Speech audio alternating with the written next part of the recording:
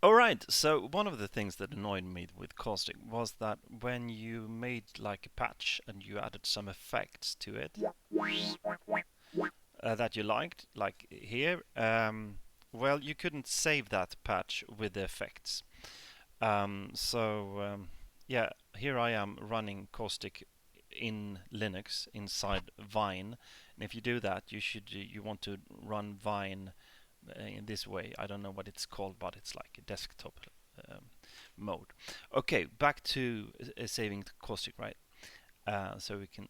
So what I wanted to do with the design of the playhead was to have like this chain with Eventors and the synth in the middle, and then effects that you can save all that as a rack patch. So you can save the synth settings and the effect settings and also the Eventors. And that is coming along. That is coming along. So I can show you that now. Just playing with some loading a synth, loading some effects, and loading some Eventors. So let's do that. So we start up this.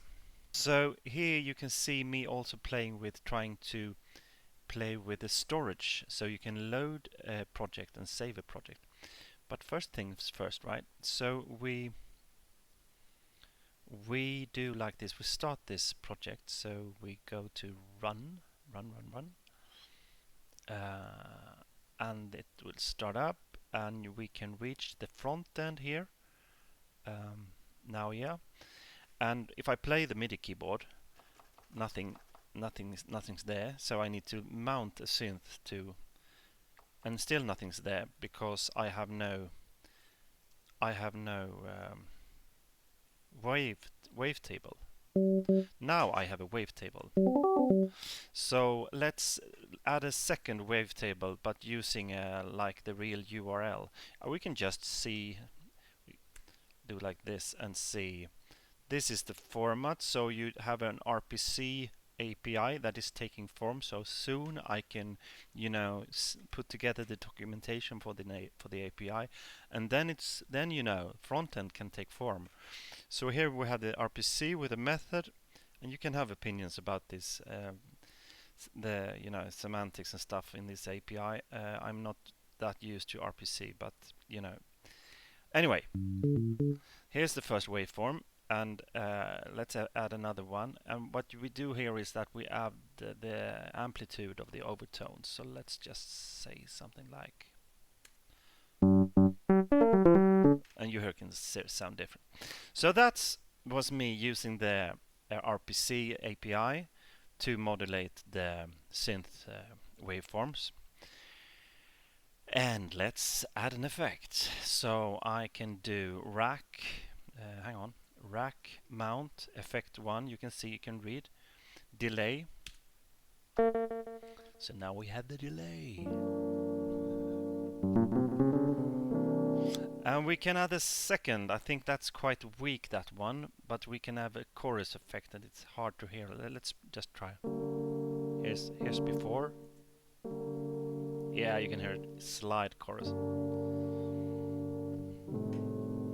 A slide chorus. All right, and now the fun thing, the new thing that I'm really glad about, is the Eventor. So if you load an Eventor, so what's an Eventor?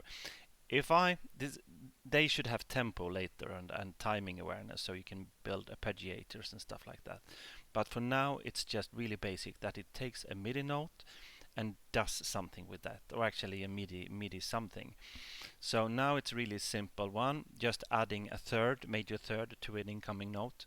So in this chain here, I now added an Eventor 1, so when I press a note, you can hear that there's always a major third to it. So let's add Eventer 2, right? So then we add a fifth. So it's just a simple one. So for the C, we now add the G, and for the E that we added, we now add the H if you're Dutch or German or Swedish, or B if you're the rest of the world. Let's try it.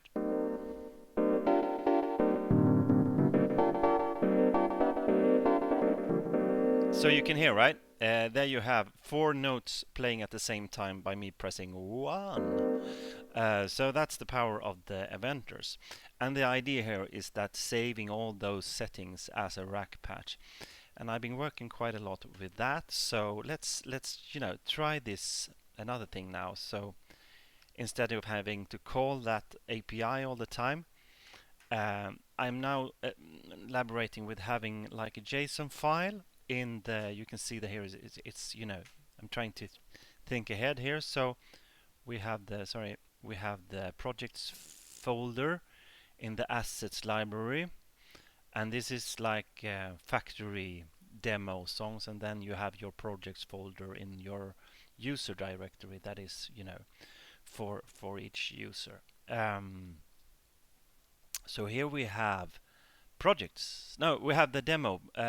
So we have the projects folder, and then we have the demo, and in that we have a subdirectory for the patterns and subdirectory for the samples, and we have project JSON here.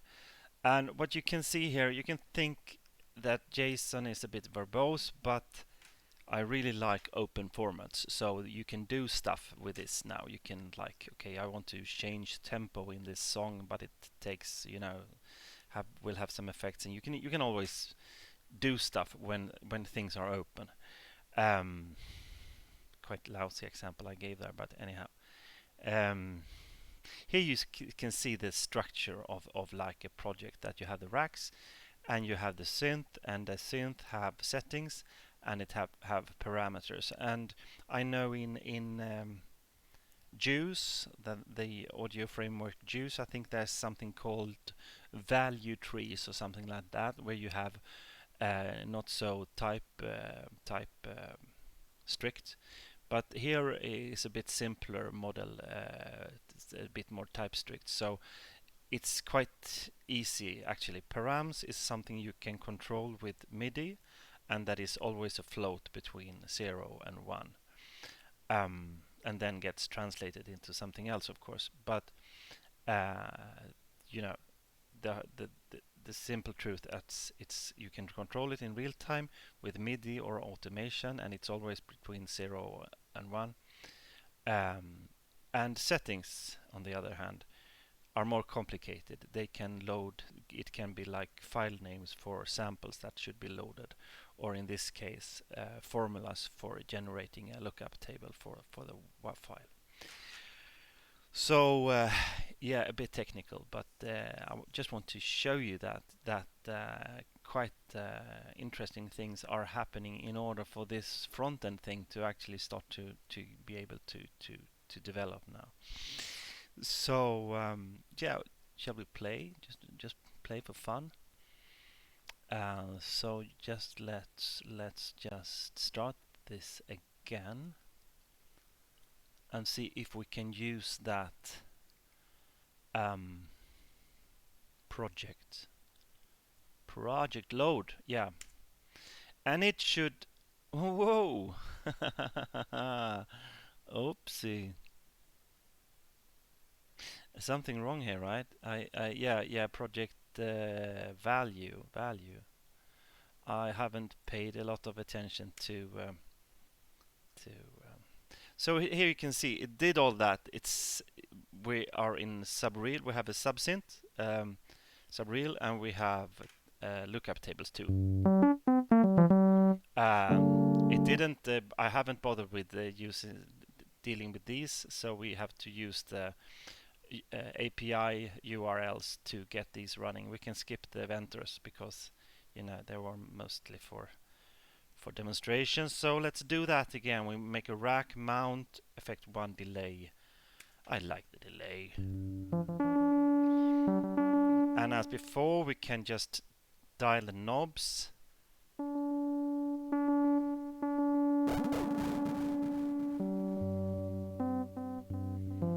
And we can have some. We can have some bit less.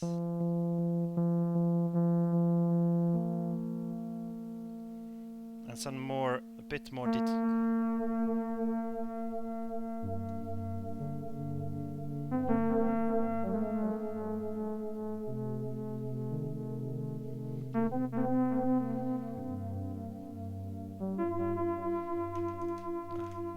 That's too much detune.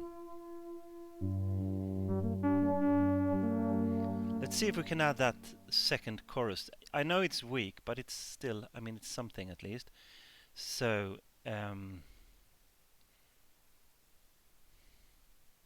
chorus.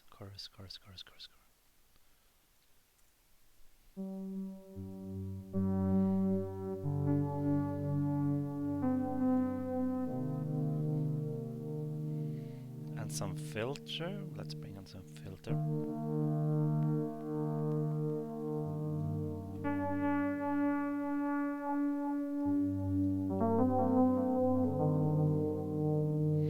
And let's add a second LFO.